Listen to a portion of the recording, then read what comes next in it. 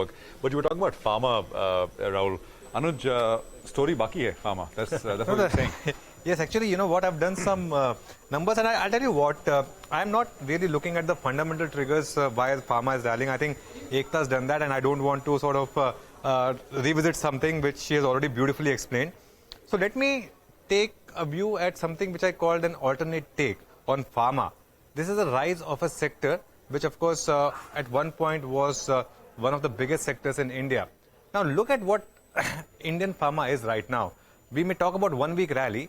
You can buy the entire Indian generic pharma sector, each and every company available, at a total market cap of 12 lakh crores. Just to put things in perspective, Reliance alone is 25% bigger than that.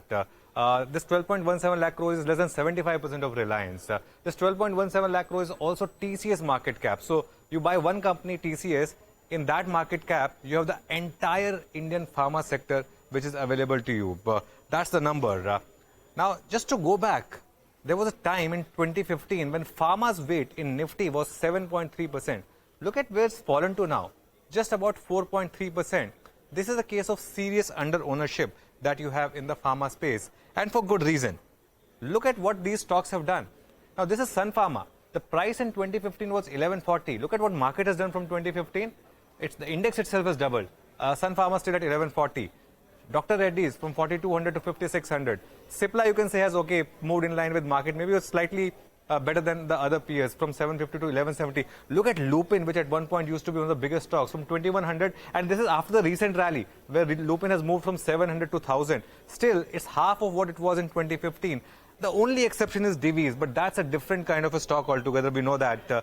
From 1000, it's moved to 3700. That's been the only pharma stock which has done well all through these years. Now, look at this plate, and I think this is phenomenal. This is the FII ownership in Indian pharma stocks then and now. 2015, it was 37%. In Lupin, look at what it is now, 13%. In Sun Pharma, a quarter of the stock was owned by FIIs. It's down to 16%. Dr. Reddy's, which has done well of late, 38% was the FI holding in 2015, and now it's down to just about 26%. And why the space is now doing well, and I think there's some interesting things.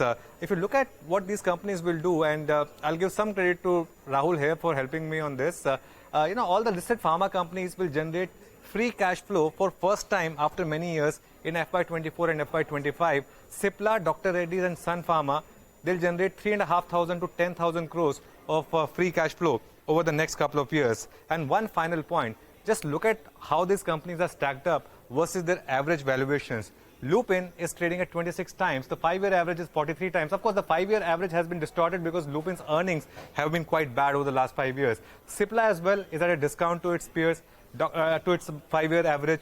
Dr. Reddy's at 17 times versus 25 times. And Sun Pharma, well, pretty much same at 24 times. So there is valuation comfort, and at a time when the market is struggling for value, this is one space where you have at least some valuation comfort. But Rahul, coming to you, and I think you have been talking about this space as well, and I was reading a couple of notes that you wrote.